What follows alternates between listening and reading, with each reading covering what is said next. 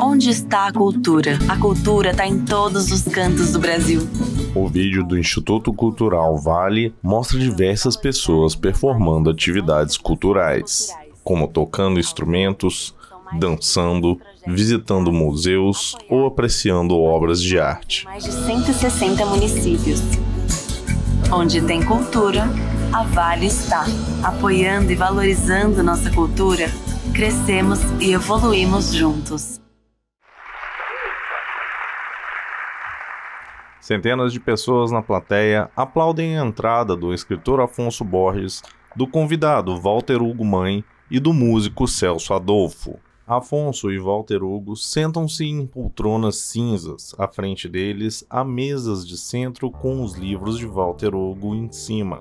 Celso Adolfo senta-se ao lado direito de Afonso. Em uma cadeira, ele segura seu violão com um microfone à sua frente.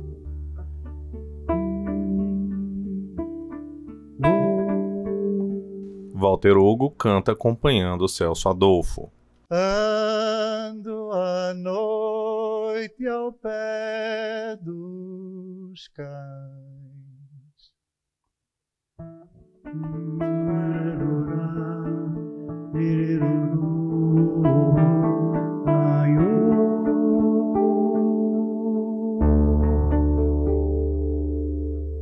Meus amigos também.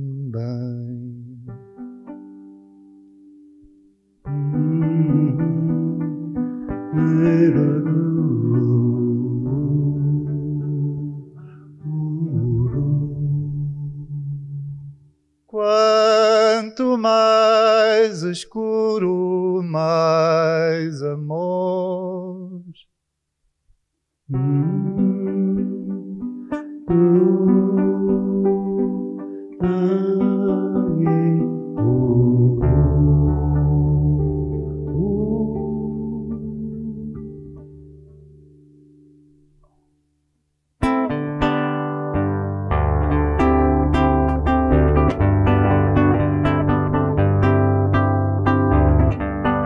Viajo na boleia, olhando a vida alheia. No chão, no grão de areia, o olho desce, a mão apeia. O val da vida é fundo, o vão do vento é mundo. Capim desce barranco, pau tombado é banco. No morro pinta a lua, pincel que dá mão cheia. Fico rico à toa, prata na bateia. No morro pinta a lua, prata brilhateia. Tizil pula no mato, frango pula na peia. O sol vem no terraço de uma bica, vem riacho. O amor tem quantos cachos? Tem uns 200, eu acho. Morro pinta a lua, prata brilhateia. Tizil pula no mato, frango pula na peia. No morro pinta a lua, prata brilhateia. Tizil pula no mato, frango pula na peia. O sol vem no terraço de uma bica, vem riacho. O amor tem quantos cachos? Tem uns 200, eu acho.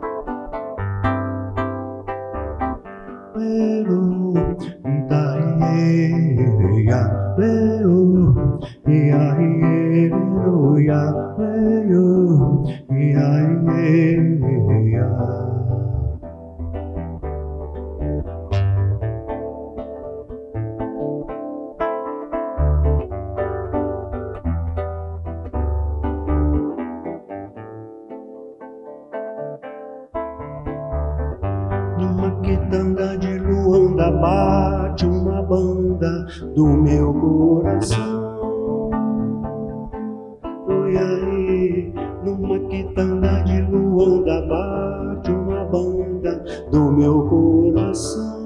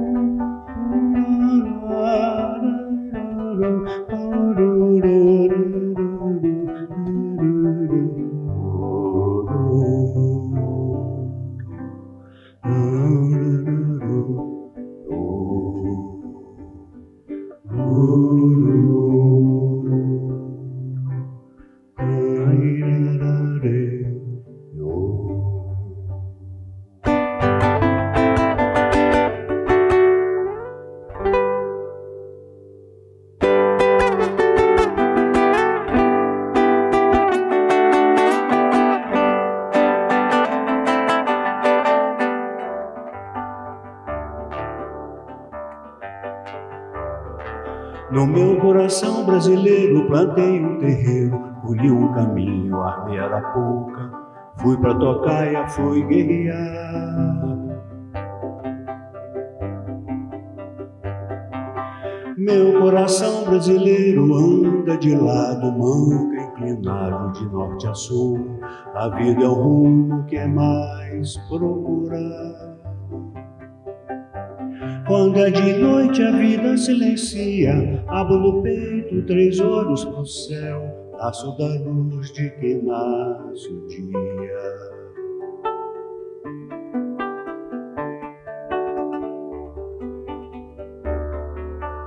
Eu sigo manco, meu pé tem gabarro, minha crista tem gogo, fiz minha fé com tijolo de barro. Nasci de manhã e o sol veio olhar, brilhou meu setembro, fiquei no lugar, mais cedo que a vida foi trabalhar.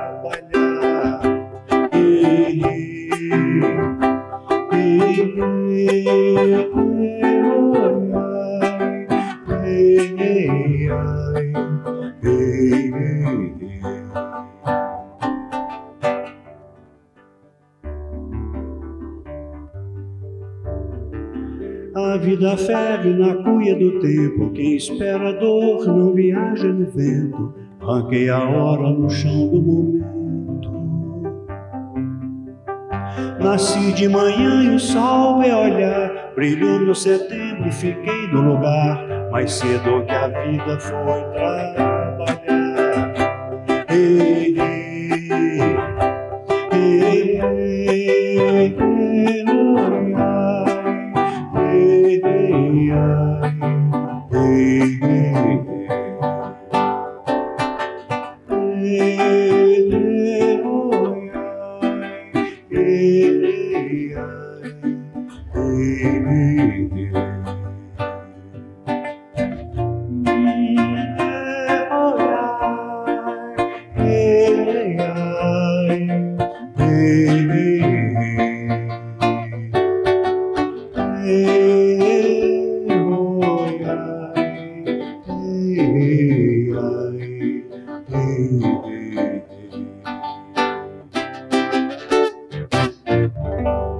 Na plateia, diversas pessoas ouvem atentamente a música Estrada do Barro Branco de Celso Adolfo.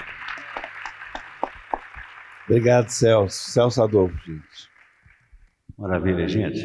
Eu disse que não ia dar certo e não deu. Eu tremi muito, Celso. Ficou uma borrada. O cantor e compositor Celso Adolfo é um homem branco de cabelos grisalhos e curto. Ele veste uma camisa cinza e uma calça preta. O escritor e apresentador Afonso Borges é um homem branco de cabelos grisalhos. Afonso usa um óculos de hastes pretas e uma boina de cor bege claro. Ele veste uma camisa cinza claro sobre uma blusa branca e calça jeans preta. Obrigado, Celso. Celso se despede e deixa o palco. Vamos dar início a mais uma edição do projeto Sempre um Papo. Há 36 anos aqui em Belo Horizonte. Uma iniciativa via Lei Rouanet, essa lei tão importante para o Brasil que está sendo destruída, a gente vai recuperar. Com o patrocínio da CEMIG, a Uzi Minas, E dá... Até esqueci aqui, gente. Tanto tempo que eu não falo, tá vendo? A evento presencial é que nem futebol, né, não, Lula? Tem que... Né, Sueli? Tem que estar ligado de novo para voltar. Eu que já fiz mais de 8 mil. Bem, patrocínio do Instituto Cultural Vale, da CEMIG e da Uzi Minas, com apoio do Mater Dei. E agradeço aqui imensamente à Fundação Clóvis Salgado, na pessoa do novo presidente Sérgio Rodrigo Reis, não sei se ele está aí, mas o pessoal da técnica aí, a quem agradeço também, transmita, por favor, os nossos agradecimentos. Esse teatro foi cedido gratuitamente para que vocês estejam aqui, e é essa que é a vocação do Palácio das Artes. Espero que continue, né? Enfim, o projeto continua até o final do ano, a sequência de eventos vai acontecer ainda digital, alternando alguns eventos presenciais. No dia 3 de agosto, a gente recebe Leonardo Boff, voltando com os eventos presenciais. O Léo também ficou muito tempo parado dentro de casa, e agora vai voltar. 24 de agosto, Frei Beto, lá na CEMIG. Acompanhe pelas nossas redes, pelo YouTube do Sempre um Papo. Ali tem mais de 800 programas gravados ao longo desses anos todos que a gente faz o Sempre um Papo, inclusive aqui nesse palco, que já recebeu tanta gente legal, como Saramago, Chico Buarque e tantos outros, e o Walter Hugo, na segunda vez aqui em Belo Horizonte. Muito obrigado, Walter. Eu queria franquear a palavra para o Walter. O Walter falou que vai fazer uma palestra de 6 horas, logo depois, quem sobreviver, a gente vai para os autógrafos lá fora e tudo, então, né, Walter? Obrigado. Boa tarde a todos, ou boa noite já. É um prazer estar aqui convosco outra vez. Eu estava olhando para a plateia porque com as máscaras é um pouco difícil, mas algumas pessoas no Instagram disseram que vinham e eu estava tentando reconhecer as pessoas do Instagram. É muito engraçado, porque algumas pessoas também eu vou seguindo, uma ou outra pessoa que até já fez alguma coisa comigo. O escritor e artista plástico português Walter Hugo Mãe é um homem branco, calvo e de barba grisalha. Walter usa um óculos de hastes pretas e veste um blazer preto, combinando com a calça, sobre uma blusa azul escuro com estampa floral. Então, assim, eu vou só dizer umas palavras iniciais, depois a gente pode incitar uma conversa. Inclusive, gostaria muito que a conversa fosse aberta também à plateia, que vocês fizessem as vossas perguntas ou dissessem o que vos apetecer dizer, mas talvez para enquadrar este romance mais recente, eu gostaria de dizer o seguinte, que quem conhece o meu trabalho e sobretudo acompanha os livros mais recentes, os romances mais recentes, terá talvez entendido que eu faço um esforço enorme para piorar a minha vida e retirar a possibilidade de, enquanto autor, me sentir confortável. Eu acho que, enfim, é uma tendência de todos nós progredirmos para o conforto, progredirmos para maturar alguma coisa que vamos dominando, que temos a sensação de dominar, mas para mim é cada vez mais importante progredir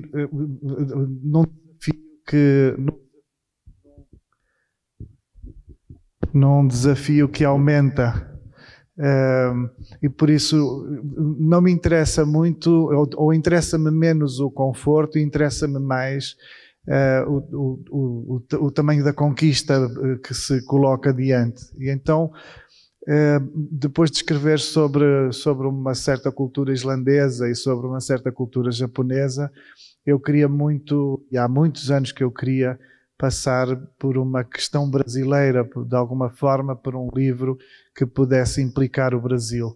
Mas o Brasil, no padrão convencional, no padrão propriamente brasileiro, é ainda assim bastante próximo do que eu posso entender, do que eu posso saber. Inclusive, e eu contei isto muitas vezes, eu cresci muito habitado pela cultura brasileira e por isso não digo que seja, nunca seria, jamais seria para um português, jamais seria fácil mimetizar, imitar o discurso brasileiro, imitar um escritor brasileiro. Isso não é fácil.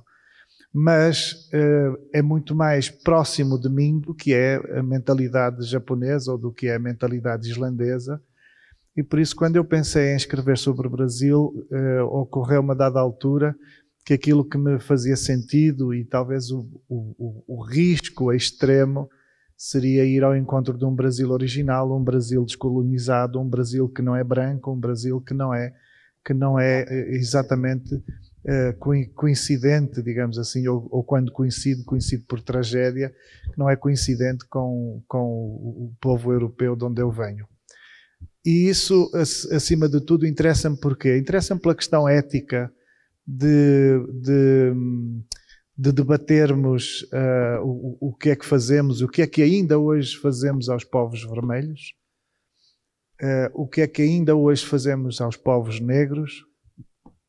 E interessa-me enquanto escritor, porque na verdade eu não sou historiador, não sou antropólogo, não sou sequer político, sou um artista, se vocês quiserem, é assim que eu me vejo, eu faço uma arte, eu sou um artista. Aquilo que me interessa e aquilo que eu acho que posso trazer é uma aventura poética, uma aventura de linguagem, uma aventura literária propriamente dita, e por isso uma aventura dentro de uma arte específica, que é a arte de escrever, a arte de dizer, de contar. E então a possibilidade de inventar essa comunidade, essa sociedade indígena imaginária que estará a algures numas ilhas na Amazónia, é a possibilidade de, dentro da língua portuguesa, porque é a única língua que eu consigo escrever, que eu consigo usar, digamos assim, é a possibilidade de, dentro da língua portuguesa, inventar ou propor ao leitor uma estranheza bastante que explica ao leitor que ele entra num território estrangeiro. E isso é para mim o grande desafio do livro, foi a grande proposta que eu me fiz com este livro.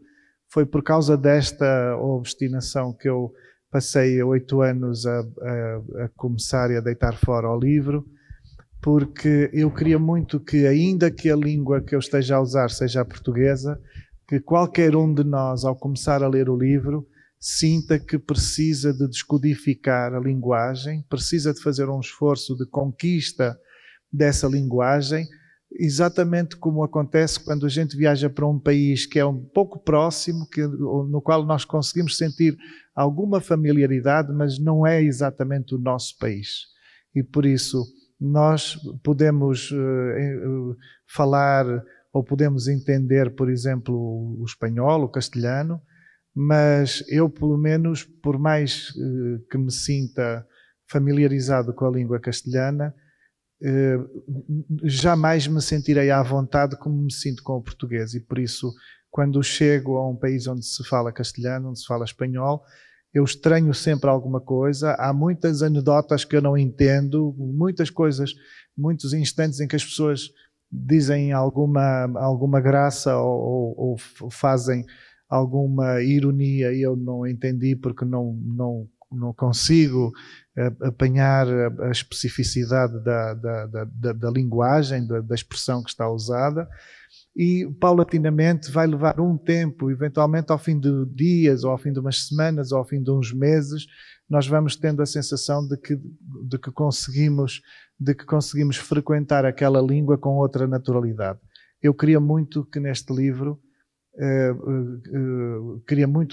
alcançar este tipo de contrato com o leitor, que é o de obrigar o leitor a sentir que chegou a uma terra que não é sua. Ainda que saibamos todos que estamos a falar do Brasil, eu acho que precisamos praticamente todos de entender que esta terra era de outras pessoas, que esta terra começou por ser de outras pessoas, ou começou por ser de um determinado grupo de pessoas, ou de um determinado conjunto de nações, e precisamos de entender, e é muito importante perceber que a história da criação do Brasil, não é? Que a formação do Brasil também precisa de ser contada pelo lado de lá, pelo lado daqueles que já eram brasileiros e que assistiram com horror à chegada dos brancos e que perceberam como os negros foram comerciados e que foram sendo exterminados ao longo dos séculos, e que infelizmente seguem a ser torturados e seguem a ser exterminados, assim como de alguma forma os povos negros seguem a ser mercados. Eu acho que nós precisamos muito de falar sobre estas questões, precisamos muito de enfrentar estas questões. A minha proposta é uma proposta a partir de um ponto de vista artístico, mas não deixa de ser um exercício de cidadania, não deixa de ser uma forma de escrever para ser cidadão e talvez de propor que a leitura de um livro se faça para ser cidadão, para se ser cidadão, ou seja, ler para se ser um cidadão, escrever para se ser um cidadão, é o que eu sempre, é nisso que eu sempre acreditei, por mais que me fascine a dimensão puramente artística das coisas, eu não teria paciência para uma obra de arte que não procurasse de alguma forma melhorar o nosso pensamento ou motivar o nosso pensamento, provocar o nosso pensamento e desassossegar a nossa condição que tendencialmente procura o conforto e procura a quietude. Então eu acho que é importante que estejamos num caminho de uma pacificação qualquer, mas que o caminho para uma pacificação qualquer diga respeito ao coletivo, diga respeito a todos, seja paritário, seja inclusivo, seja contra todas as discriminações grotescas, contra toda a desumanidade, seja contra todas as políticas que acham que há pessoas que merecem direitos e outras que não estão à altura de ter direitos. E por isso este livro tem que ver com isso.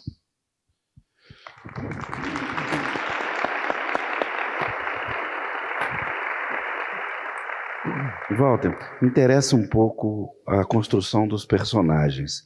Como é que no mundo amazônico, né, que você escolheu como paisagem e também como objeto de conteúdo para o seu livro, você criou esses dois personagens?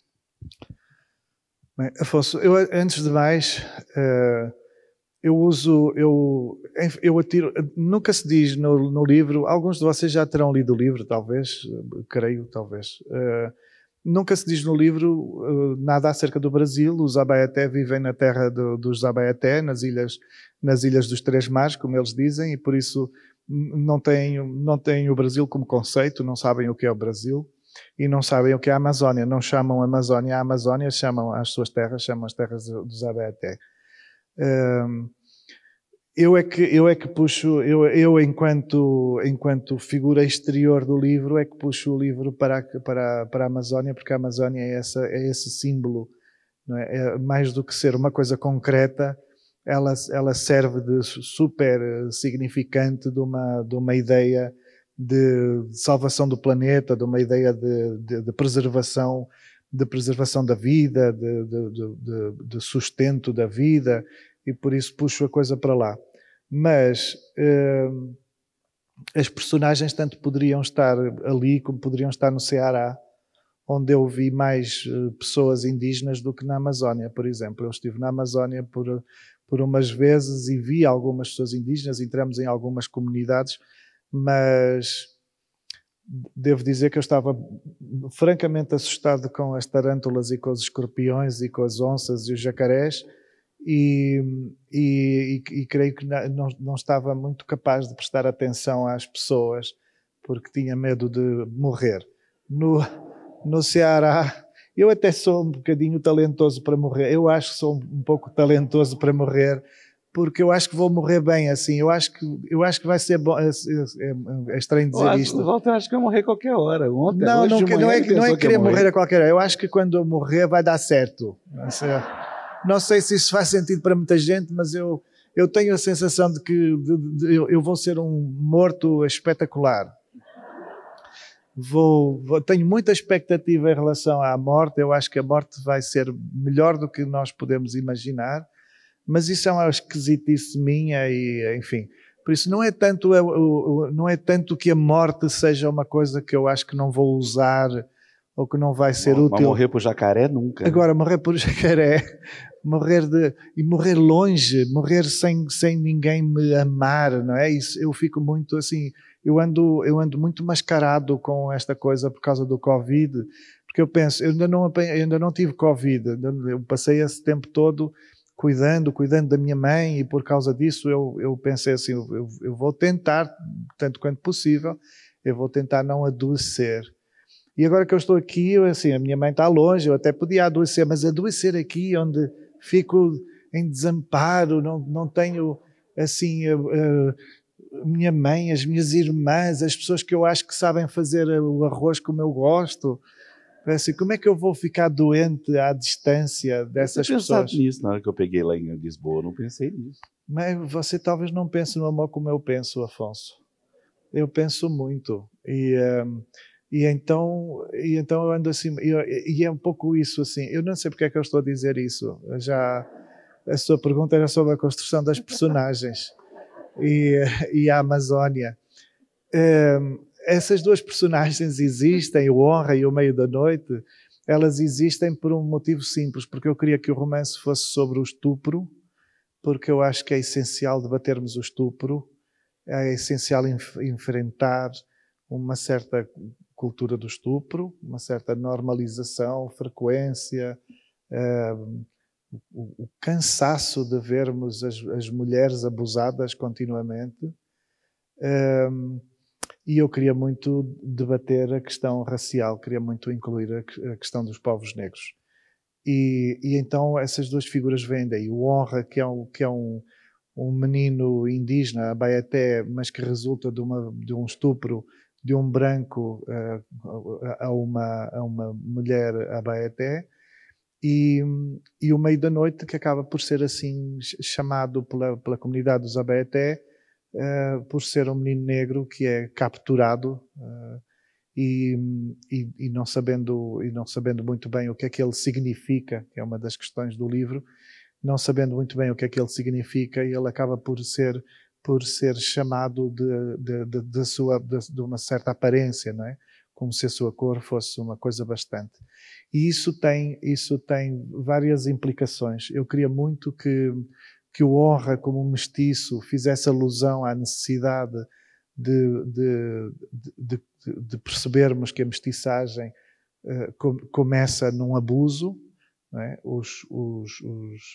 Os povos negros não emigraram para o Brasil, não decidiram sair do Congo e tentar uma vida melhor em Minas Gerais, em Ouro Preto ou em Salvador da Bahia, não é? Os povos negros foram trazidos por uma violência atroz, e por isso, quando aqui chegam e eventualmente podem iniciar qualquer mestiçagem, essa mestiçagem já é em si um símbolo de um estupro, porque é em si um símbolo de um abuso, ela aconteceu por um abuso.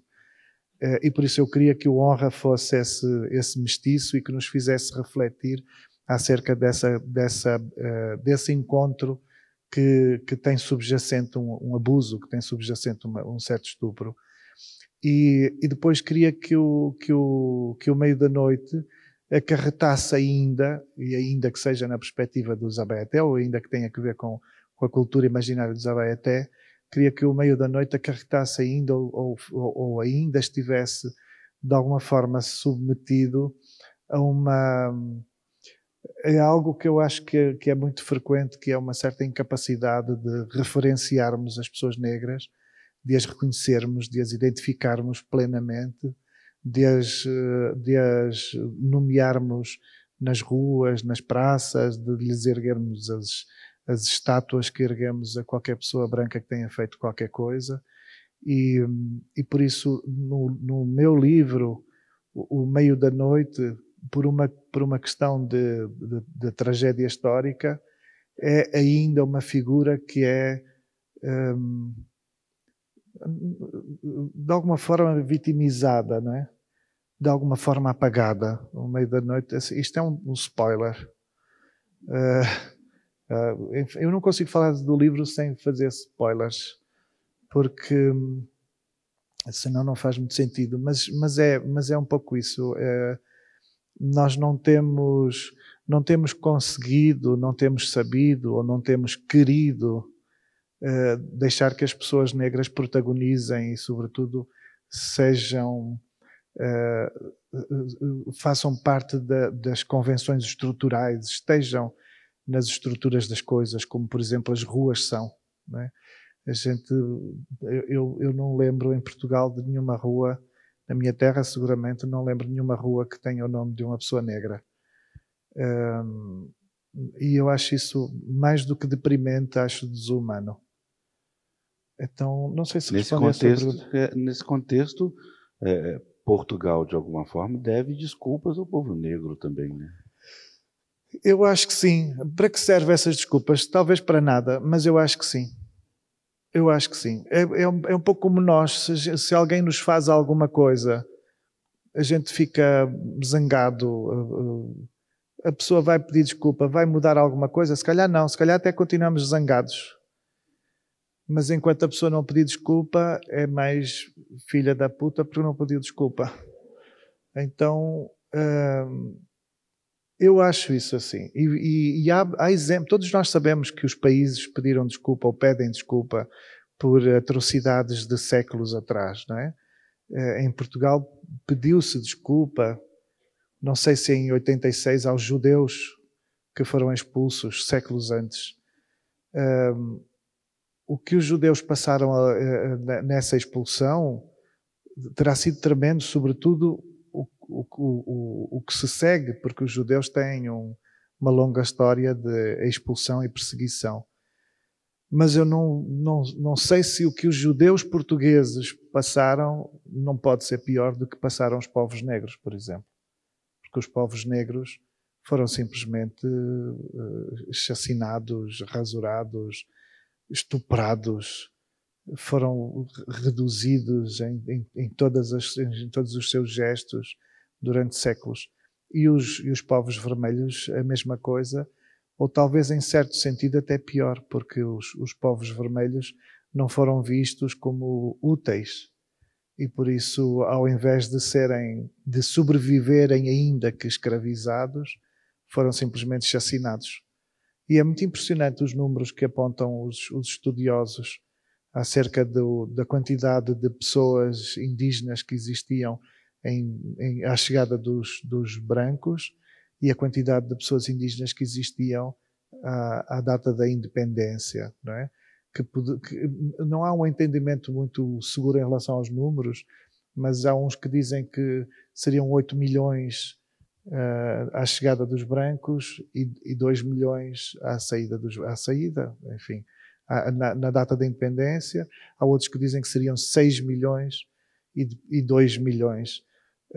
De qualquer maneira, enquanto toda a humanidade se multiplicava astronomicamente em todos os continentes, os povos vermelhos reduziam de 6 ou de 8 para 2 milhões, o que significa que, por mais que eles se multiplicassem, a velocidade com que eram mortos não lhes permitia sonhar com um grande futuro, não é? Não lhes permitia futuro.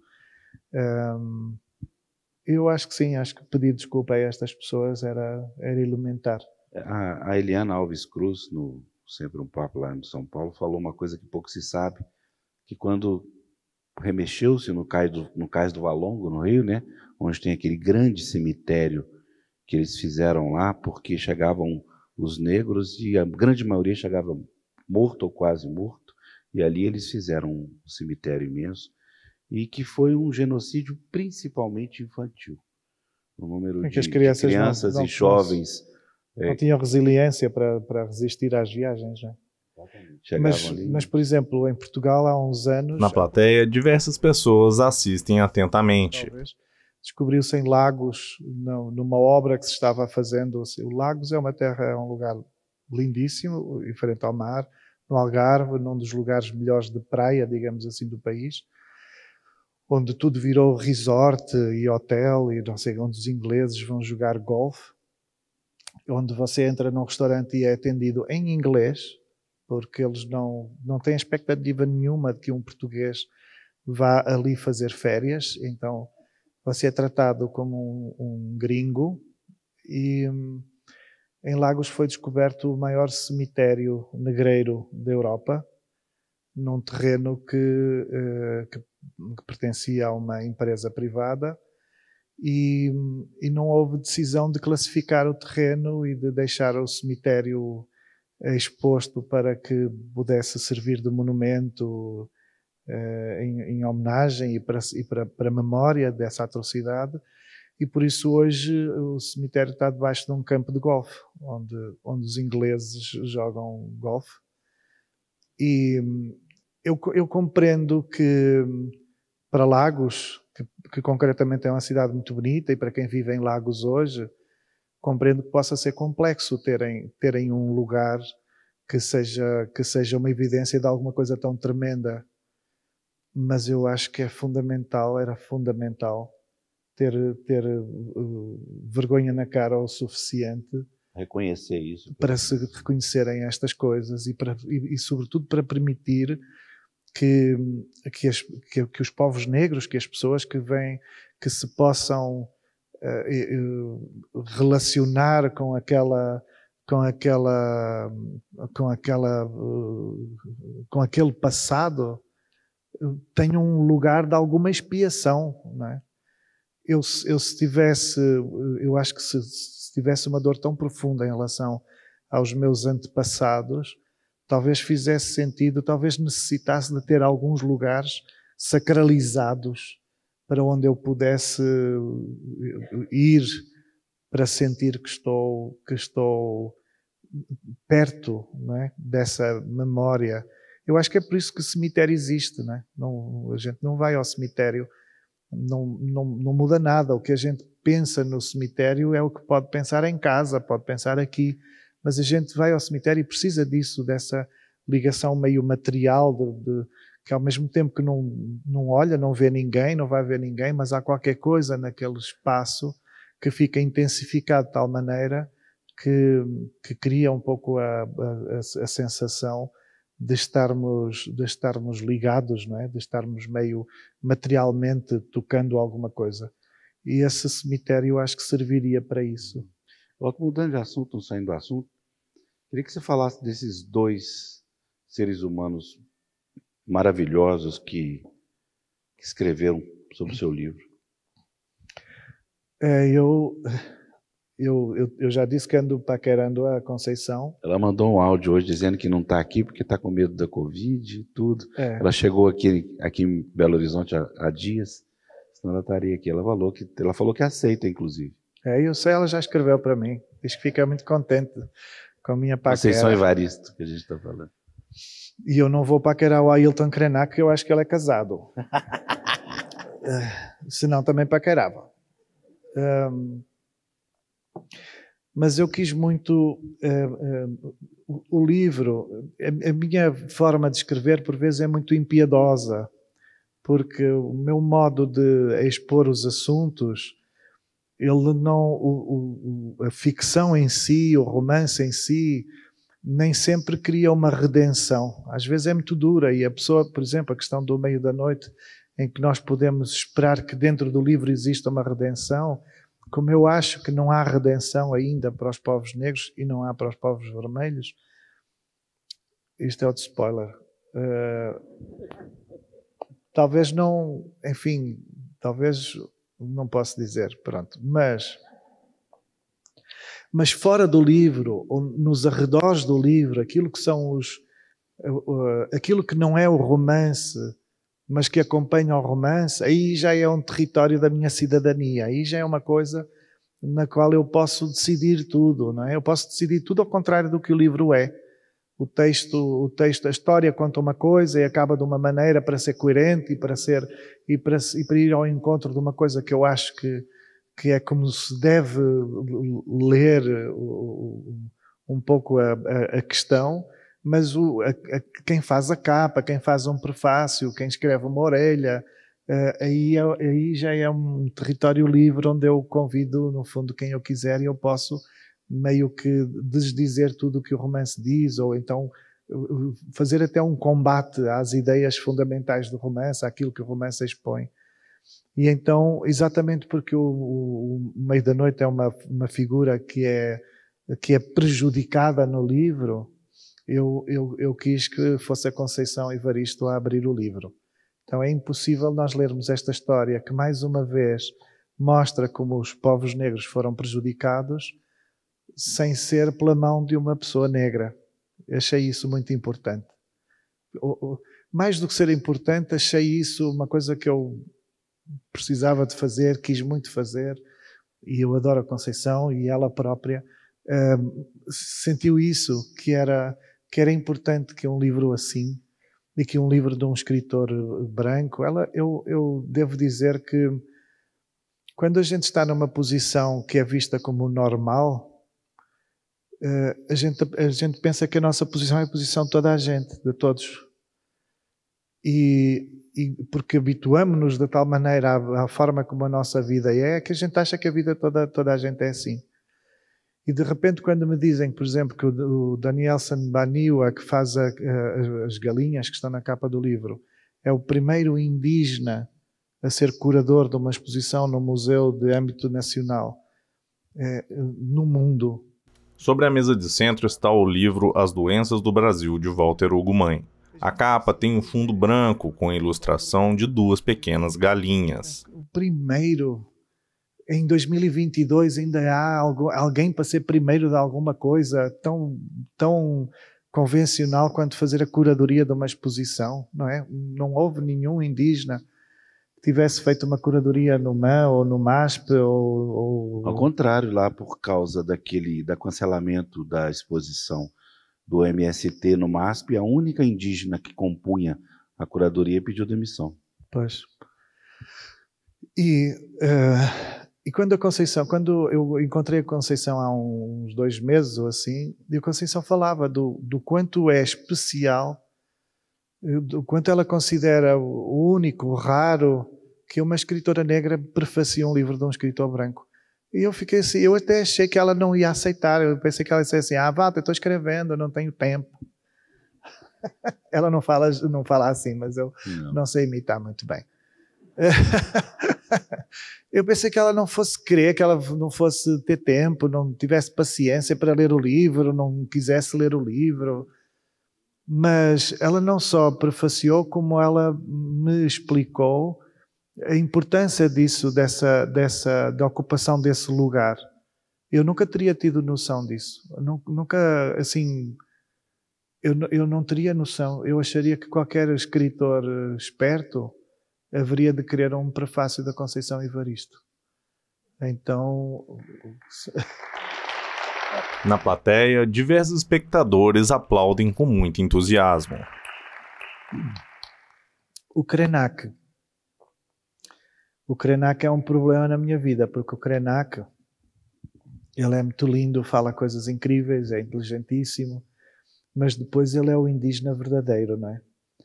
E de cada vez que eu trocava mensagens com ele, que foram pouquíssimas, eu ficava desiludido, porque as coisas que ele diz eram muito mais bonitas do que o meu livro. E eu pensava, eu estou tentando inventar uns indígenas maravilhosos e esse homem deita fora a maravilha, assim, joga a maravilha com a maior das naturalidades, porque ele próprio não distingue, já não distingue a maravilha da normalidade. Para uma consciência indígena, para o pensamento indígena, a exuberância poética é a normalidade. Então eu precisei deixar de falar com ele. Como você sabe, eu a dada altura pensei, eu não vou mais mandar WhatsApp. Se você falar isso com ele, ele é capaz de ele mandar mais coisa bonita. Pois eu sei, mas eu agora já escrevi o livro, agora já não... Enfim, eu já decidi que o livro é esse e ficou, está feito. Eu agora já posso falar com ele, que já estou fora dessa angústia. Mas é muito angustiante. Eu acho que a sensação é um pouco aquela de a gente tentar fazer um desenho e a gente não sabe fazer o desenho e depois vem assim alguém e faz assim uma coisa e fica uma obra genial. A gente pensa, ué, falando em desenho, gente, uma semana nisso. Esse Walter, como sempre, surpreendente, né? Nós já fizemos tanta coisa junto, mas o Walter passou esses 2 dias fazendo desenhos para vocês. Fiz alguns, sim. É lindo. Então ele...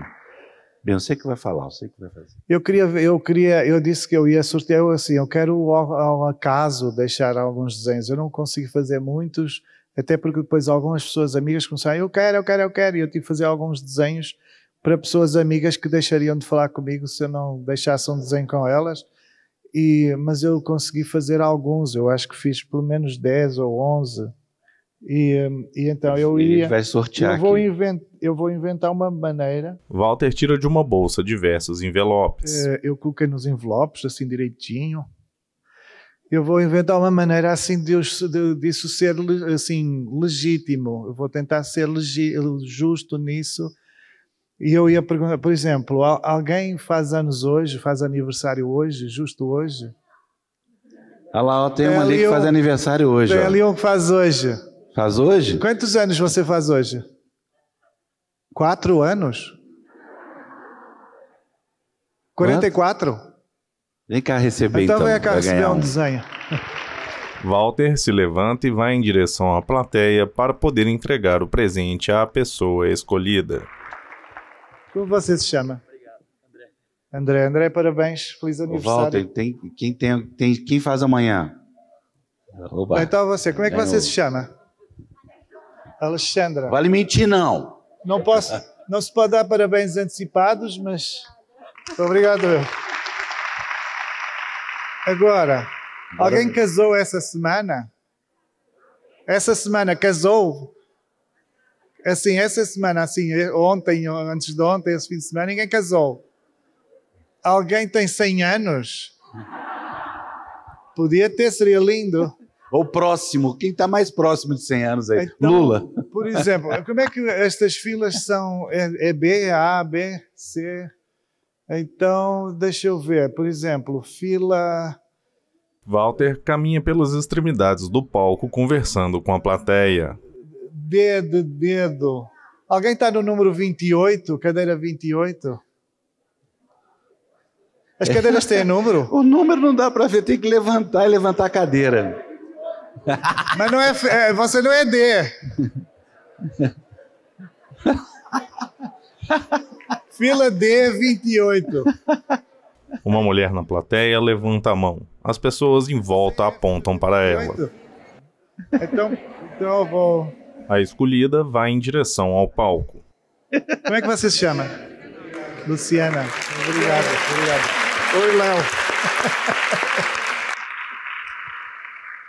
Eu gosto de fazer. Eu adorava trazer desenhos para todos. Eu adoraria. Ainda pensei em enlouquecer e ficar fazendo desenhos para todos, mas não dá. Não deu tempo.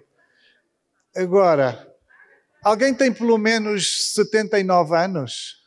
80? Quem é a pessoa mais velha aqui dentro? O que está levantando aí de 80? Não, tem ali uma moça que deve ter 23 e quer ser a mais velha.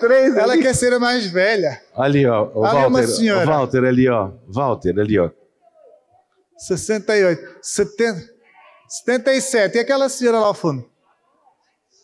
Que idade é que a senhora tem aí ao fundo? 67?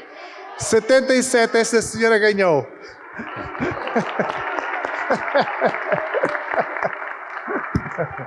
Oi, Yara, pega e leva para ela lá, faz favor. Obrigado, meu amor. Você tem menos de 1,5 m? Ué, tem nada, você é enorme, eu estou vendo. 1,49 m? Merece, sim, senhora.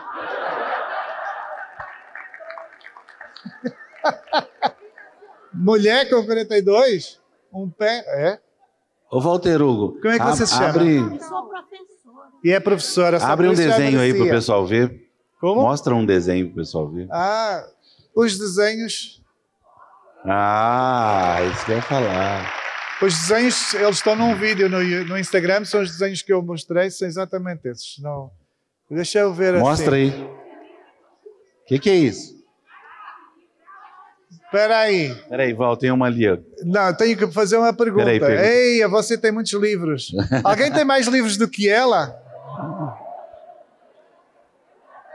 Não, ninguém Ela tem muitos livros. Então ganhou. Biblioteca Azul agradece. Walter entrega um envelope para uma das pessoas da plateia. Agora deixa eu perguntar uma coisa. Alguém de uma comunidade indígena?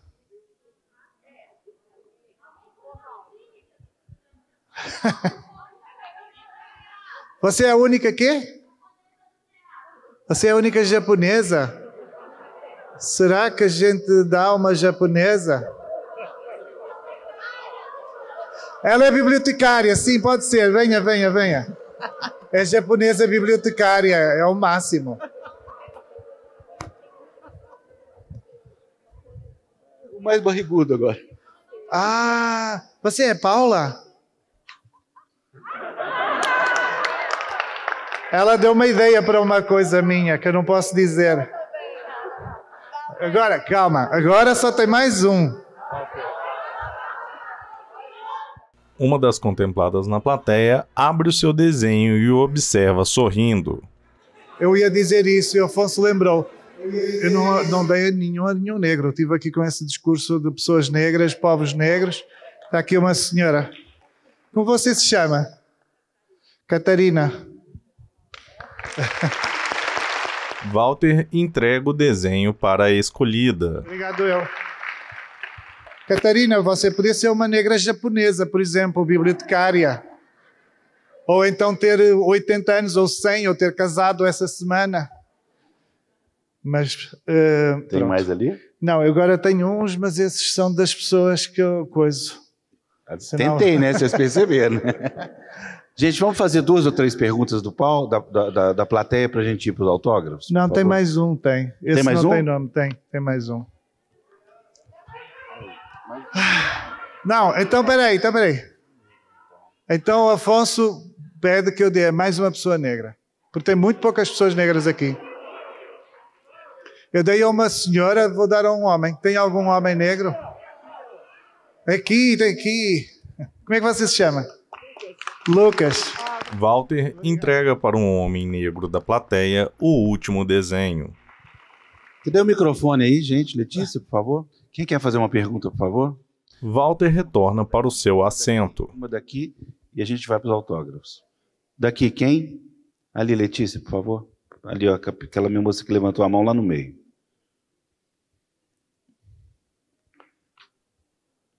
Boa noite, como é que você chama? Boa noite. Qual a sua pergunta, querida? Eu sou Scarlett, eu sou estudante de letras, eu estudo decolonialidade. Na plateia, uma jovem mulher se dirige a Walter Hugo. Mas, com o que você disse, eu fiquei pensando no que eu estudo também. E, de forma alguma, um ataque, mas como você falou um pouco sobre isso, mas sendo um escritor de um país central e falando sobre países periféricos, pensando na dívida colonial de Portugal com o Brasil, que será eterna, eu queria saber se você recebeu muitas críticas por causa disso e como você se sentiu escrevendo sobre esse outro sem existir uma fetichização do exótico. Algo nesse sentido. Scarlett, não é? Sim. Eu tive sempre a noção de que estaria escrevendo um livro delicado. Mas eu também não quereria escrever alguma coisa que não fosse assim, que não fosse uma perturbação até para mim mesmo. E eu também já estou muito habituado a estar no centro de algum preconceito. Eu acho que a gente existimos todos no centro de um enorme preconceito. Porque eu acho que a contemporaneidade tem muita dificuldade em encarar as pessoas de boa fé. De algum modo parece que desconfiamos de tudo, não é? A primeira coisa desagradável que me disseram há uns bons anos assim, foi que embora eu tivesse cara de boa pessoa, ou exatamente por eu ter cara de boa pessoa, alguma coisa tinha de ter muito errada. E isso na altura, como foi a primeira coisa que eu ouvi, assim, o primeiro, não digo que seja um insulto, mas assim, a primeira evidência de que a melhor das boas vontades nunca chegaria para algumas pessoas, eu fiquei muito magoado na altura. Fiquei muito problematizado, assim, mas como assim? Não fiz nada, não disse nada, não fui nada senão simpático com as pessoas, e essa pessoa odeia-me só porque eu tenho cara de boa pessoa, de simpático. Então, isso vai ter sempre. Nós vamos ser sempre mal entendidos por alguém, ou nem sequer entendidos, porque vai haver sempre um grupo, vai haver sempre uma multidão que nem vai querer saber quais são as nossas razões. E eu sabia que um livro com este título e acerca dos povos originários, escrito por um português, eu sabia que à partida ia fechar a porta, muita gente ia ficar do lado de fora sem sequer querer saber. E isso basta ir às redes, assim, basta ir no Facebook ou no Instagram, e muita gente diz simplesmente isso. Há dias havia alguém: você está eternamente condenado pelos seus antepassados, não sei o quê, como se minha alma já estivesse no inferno à custa dos meus antepassados, não é? Se eu entendo isso, eu entendo, porque a dor das pessoas. Ontem, em viagem com o Celso Adolfo, quando fomos em Inhotim, ele dizia: o povo negro, se a gente passasse 300 anos sendo caçado, massacrado, destruído como eles passaram, talvez a gente também ficasse ali, um ou outro de nós, se não todos, mas alguns de nós talvez ficássemos bem perturbados, bem violentos, bem agressivos, bem desconfiados, incapazes de chegar perto, ou de estar de boa fé, ou de entender a boa fé de alguém branco, não é? Então eu entendo isso, lamento isso. Lamento, porque eu acho que todos nós precisamos de ser espertos no momento de entendermos quem são os nossos inimigos. E, sobretudo, precisamos mesmo de encontrar pontos de contacto com as pessoas que podem estar do nosso lado, e que podem estar contribuindo para as nossas causas, digamos assim. Então, sim, tem isso. Mas tanto aqui como em Portugal. Em Portugal há gente que não quer discutir a agenda colonial, por exemplo. Eu tenho falado muito isso.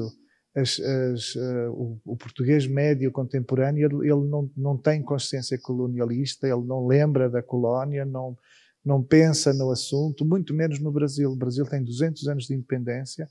É uma coisa que está a uma distância tão grande que o português vivo não sente relação. E por vezes é preciso explicar que ainda existe relação, que as elites ainda são as mesmas, que eventualmente o pensamento dominante é um pensamento que ainda vem daquele tempo, mas também é preciso entender que enquanto a Europa hoje luta por outra coisa e pensa em outra coisa, talvez os países como o Brasil mantenham mais evidente a cultura colonialista do que propriamente a Europa. E isso é muito complexo, porque a Europa não pensa nisso porque não lembra, e o Brasil precisa de pensar isso, mas precisa de pensar isso porque ainda existe muita gente vivendo no Brasil como se isso fosse um tempo ainda colonial. Então é bem complexo. Letícia, quem é? Aqui no meio, por favor. Você levantou a mão primeiro ali. Boa noite, como é que você chama? Meu nome é Roberta. Boa noite, pessoal. Boa noite, Walter. Boa noite, Roberta. Eu gostaria primeiro de te agradecer imensamente pela sua obra. Assim, às vezes eu perco a esperança na humanidade, e quando eu leio seus livros, eu volto a acreditar, sabe, assim, em algumas coisas. Então, muito obrigado, sabe? Obrigado. E segunda pergunta é se algum dos livros, assim, principalmente Homens Imprudentemente Poéticos, né, e O Filho de Mil Homens, eu vi em alguma entrevista que você gosta do Guimarães Rosa, né? E se algum personagem ou algum momento do livro você se inspirou no Guimarães, que é outro cara que me enche de esperança também, assim, sabe? Então, obrigado de coração mesmo por tudo, sabe? Obrigado, Roberta. Não, Roberta, se houver alguma semelhança entre o meu livro e alguma coisa do Guimarães Rosa, foi ele que copiou. Eu nunca copio ninguém. Eu, quando escrevo, eu procuro não pensar em nada. E, por vezes, por exemplo, no Filho de Mil Homens, talvez passado um ano, alguém disse: você pensou no Geppetto e no Pinóquio? E eu pensei: why? Eu nunca tinha pensado nisso, assim, da questão de... O Crisóstomo leva um boneco grande com os botões fazendo de olho e sorriso para casa. Eu nunca pensei assim. Pois o Camilo é mesmo um menino. Não é o boneco que se transforma em alguma coisa. Mas existe um boneco no livro. Não ocorreu assim que o Filho de Mil Homens, que o Crisóstomo, possa passar perto, passa perto do Geppetto. É lindo, inclusive. Se eu tivesse pensado nisso, talvez não tivesse feito assim, porque não queria que parecesse um roubo de alguma coisa. Agora, o Guimarães Rosa tem uma coisa, que é, quando eu falo numa espécie de criação de língua estrangeira, para que todos nós cheguemos a um lugar estrangeiro que não nos pertence, para que nós nos sintamos como invasores na terra dos Abaeté, é claro que é impossível deixar de pensar que projetos literários como o do Guimarães Rosa existem, em que ele procura uma mestiçagem das línguas, em que ele leva o brasileiro adiante, não é? A língua brasileira adiante, essa libertação e esse despudor em relação às palavras que são usadas. É uma escola de integração e é uma escola de empoderamento, em que o Guimarães Rosa subitamente decide que tudo lhe pertence. Né? Eu lembro muito, impressiona-me muito a Carolina de Jesus, quando ela diz: na minha opinião, escreve quem quer. E eu acho que o Guimarães Rosa não o disse, mas poderia ter dito: na minha opinião, eu escrevo como eu quero, cada um escreve como quer. Não é? Para além de escrever quem quer, a pessoa escreve como quer, como quiser. É uma liberdade à qual ninguém deve impor restrição. Então, eu vejo um pouco assim. Mas não me ocorreu, tenho de ver se... Mas você acha que alguma personagem é muito próxima de alguma coisa do Guimarães Rosa? A delicadeza pode ser. Na plateia, 2 jovens espectadores ouvem atentamente a fala de Walter Hugo. É porque o Guimarães Rosa é um romancista que deu certo pela poética. Não é? O Guimarães Rosa poderia contar a história mais chata do mundo, desde que contasse com aquela poeticidade, ia ser uma maravilha. E eu acho que eu sou um pouco assim, eu sou um pouco chato, mas eu depois deito assim uma espécie de pó mágico na linguagem e qualquer coisa chata fica meio bonita. Então, é porque eu normalmente nem fico muito preocupado com a trama. Eu costumo dizer, eu não tenho uma cabeça muito policial assim do indivíduo que engendra uma coisa qualquer que é preciso entender no fim, um mistério, que a gente depois foi a tia, foi o tio. Eu não tenho muita paciência assim para esse quebra-cabeças da trama. Eu prefiro escrever pela intensificação do pensamento, dos sentimentos, de uma certa emoção e às vezes do trauma. Eu gosto muito da exposição frontal dos nossos traumas. E até porque eu acho que depois, se os expusermos e se lidarmos com eles, talvez possamos oferir de algum ensinamento. Eu escrevo muito para aprender, eu não escrevo para ficar burro. Se for burro, é uma contingência, mas eu escrevo para aprender coisas. Letícia, lado de cá. Primeiro André, não é isso? O André. O Lucas. Quem era o André? Havia um André. Walter, você tem alguma dica para um jovem escritor? uma dica para um jovem escritor: jamais desistir. Muita gente vai ficar rindo, muita gente vai achar que você não vai ter condição de fazer nada, não vai dar certo. Muita gente vai dizer que um escritor a sério é Machado de Assis, e você vai sentir uma distância gigante entre você e o Machado de Assis. Mas não desista, e pode ser que você seja melhor que o Machado de Assis um dia. Por isso, não desista jamais. Não, eu acho que todos nós, todos os que escrevemos e que um dia publicamos um livro, todos somos submetidos a uma prova de resistência, de resiliência, porque de facto ninguém acredita. Eu lembro-me de ninguém acreditar, ninguém queria, nem eu acreditava. Eu escrevia porque sentia necessidade de escrever, era uma higiene mental, então eu tinha de escrever. Mas ninguém, nem dentro de minha casa, dentro da minha casa as pessoas da minha família riam-se e achavam aquilo que eu escrevia uma palermice. E eu achava que podia ser uma palermice, obviamente, mas eu não conseguia deixar de ser Palerma. Por isso era mais forte do que eu. E acho que a coisa mais importante na minha vida enquanto escritor foi essa obstinada insistência. Eu nunca deixei de escrever. E por mais desiludido, por mais agredido que eu estivesse, por mais que alguém possa algum dia ter-me atacado, ter desprezado um livro meu, por mais que eu possa ter sentido que fui relegado para o fim dos tempos e dos homens e das terras, eu continuei sempre a escrever. Achei que se não der para ninguém, o texto vai dar para mim, e é por isso que a gente escreve. Obrigado. Walter, você, em uma palestra de ontem para o República do Amanhã, uma amiga nossa, a Miriam Leitão, fez uma pergunta que eu quero repetir aqui, que é a questão de transformar a esperança em verbo, né?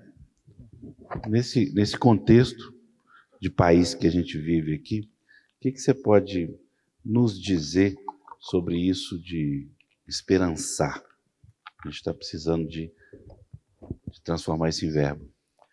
Bem, eu acho que não consigo ajudar em nada, porque eu erro sempre em tudo. Assim, quando eu acho que não vai acontecer, as pessoas não vão votar naquele sentido, os norte-americanos não sei quanto, a Rússia, o Putin não vai, isso não vai, aquilo não vai, porque eu fico vendo assim no lado prudente, não é? Eu sempre estou errado. A minha prudência é muito solitária, porque eu vejo diante da desgraça, vejo a humanidade avançando, às vezes com uma folia. Então, o que eu posso pensar sobre o futuro do Brasil, eu acho que vai estar tudo errado. Mas a minha convicção é profunda. A minha convicção é profunda. Eu acho que sou uma pessoa muito lúcida. É uma coisa, eu não bebo, não fumo, não faço nada que me distraia da realidade, a não ser poesia. Então, acho que eu sou muito lúcido. E eu vejo que o Brasil está desafiado ao extremo, está a correr o risco, inclusive, nas estruturas democráticas. O discurso dominante do poder é um discurso perigosíssimo, mal educado, excludente, violento, agressivo, burro. Há poucos governos que falem de uma forma tão burra quanto o atual governo brasileiro. Tenho pena, lamento, eu sei que é o governo que vos representa neste momento, mas também sei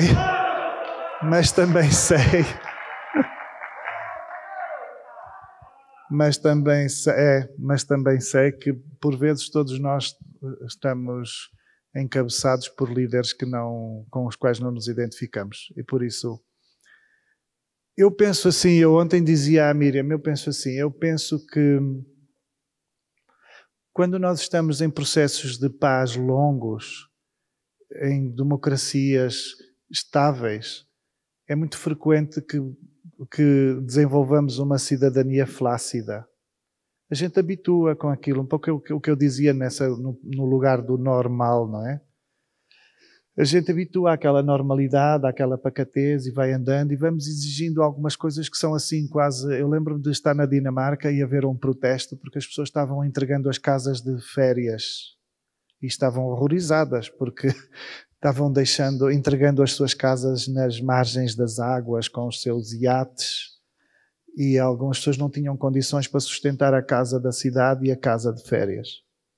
E isso era um problema do dinamarquês há uns 6 anos, ou o que foi, quando eu lá estive. Estavam todos muito chateados com o governo, porque estavam perdendo as suas magníficas casas de férias. Diversos espectadores assistem atentamente. Nesses tempos de normalidade, de estabilidade e de pacificação, é muito normal que enquanto nós, os que ocupam o lugar pacífico da sociedade, nos distraiamos e sejamos apanhados à traição, de surpresa, por esses grupos que medram, que parecem vir do esgoto e que medram as ideias mais nojentas e que capturam subitamente, capturam os poderes e capturam a sociedade. A verdade é que aquilo que eu também vejo é que no momento em que esses poderes são instituídos, é comum que a sociedade se reorganize, se repense e outras elites de força decente surjam. E por isso eu dizia à Miriam que eu acho que o Bolsonaro vai produzir o seu próprio antídoto, porque esse mandato tem estado a mexer as consciências dos brasileiros e do mundo, mas tem estado sobretudo a solicitar a uma nova geração, ou uma multidão de gente que talvez até vivesse desimportada da política, tem estado neste momento a solicitar a essa geração uma atenção à política, a percepção de que é importante prestar atenção à política, e eu acho que vai aparecer um conjunto de gente muito valiosa, e já se escutam vozes incríveis que poderão de repente voltar a agarrar o destino do país e a levar o país a um ponto muito mais humano, muito mais paritário do que neste instante. Por isso eu sei que... Na plateia, dezenas de pessoas aplaudem o autor. Eu sei que neste momento dentro, eu imagino que esteja difícil ter esperança, mas eu julgo que são mais uns meses e depois...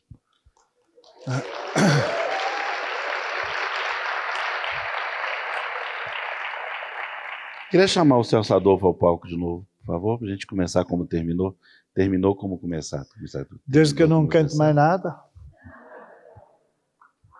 Este palco do Palácio das Artes... Não canto mais nada. Presenciou,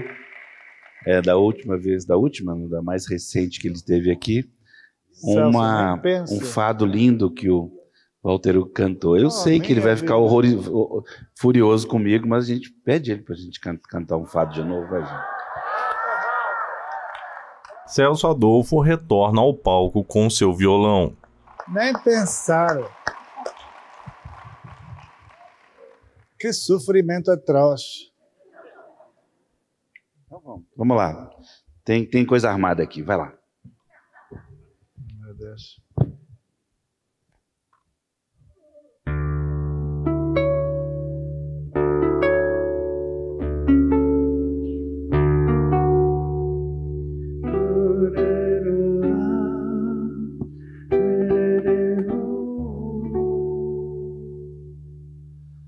Ando à noite ao pé dos cais,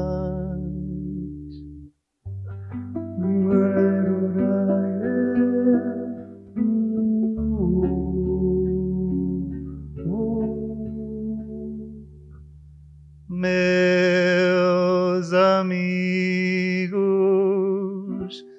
também.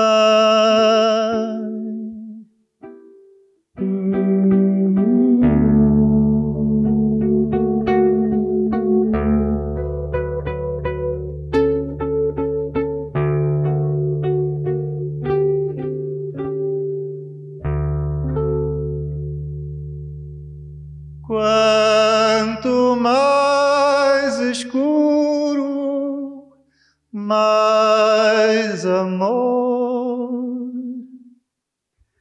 Mais amor, quanto mais amor, mais claro, mais amor.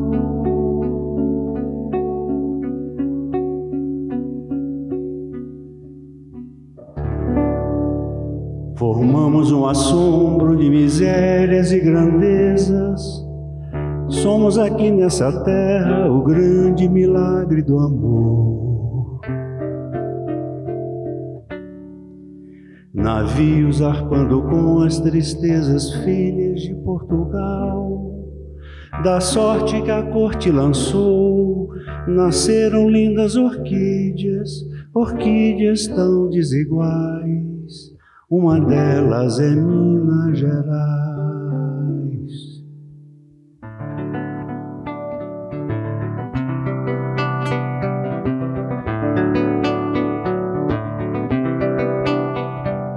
No braço cabinda da noite, a celebração nacional. Dançavam jongo mineiro, pemba terreiro, cachimbo de pau. Ouro Preto é mineiro real, velho monastério de sal. Arde a cacunda dos pretos, velho soneto, canção desigual.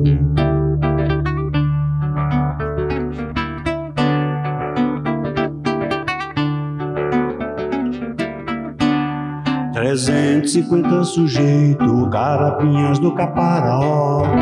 Sepubica, Popô, Cascalho, Zé Pentola, Lisé, Tatu. Aquela cidade, um mulato, Cafu, a serenidade, um menino jacu. A mão da memória que o fogo chamusca, se busca lembrança no meio dos bambus.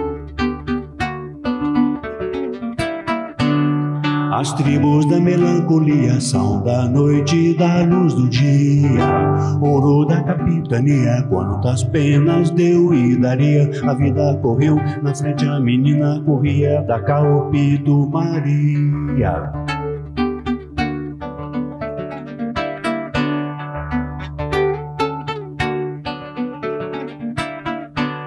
Cantou violão nacional, cupim já não dá nesse pau. Árvore tão desigual, salve o Brasil, nome de vegetal. Na plateia, espectadores admiram a canção de Celso Adolfo.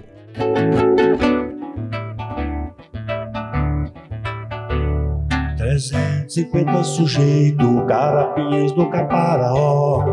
Sepubica, Popô, Cascalho, Zé Pentola, Lisé, Tatu. Aquela cidade, um mulato, jacu. Um menino Cafu, a serenidade, a mão da memória que o fogo chamusca, se busca lembrança no meio dos bambus.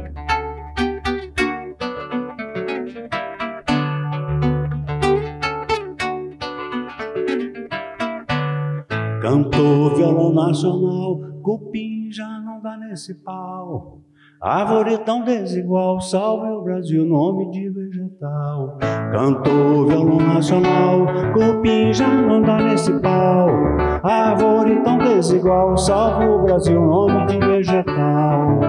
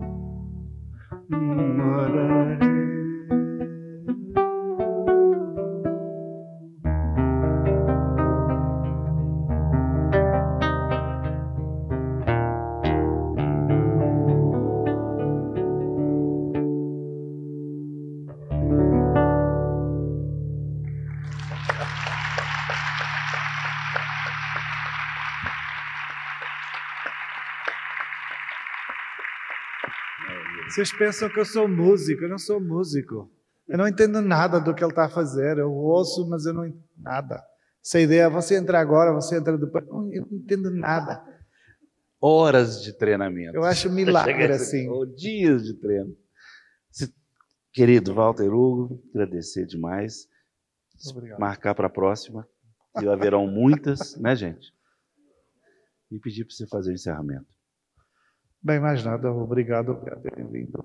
E mantenham-se seguros, mantenham-se saudáveis, votem bem e estão.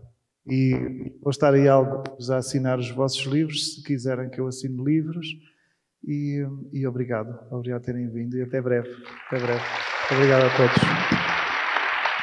A plateia aplaude de pé. Afonso e Walter se abraçam no palco. No hall de entrada do grande teatro do Palácio das Artes, uma enorme fila se forma aguardando Walter Hugo para os autógrafos. Sentado em uma mesa, Walter Hugo autografa e desenha nos livros de diversas pessoas.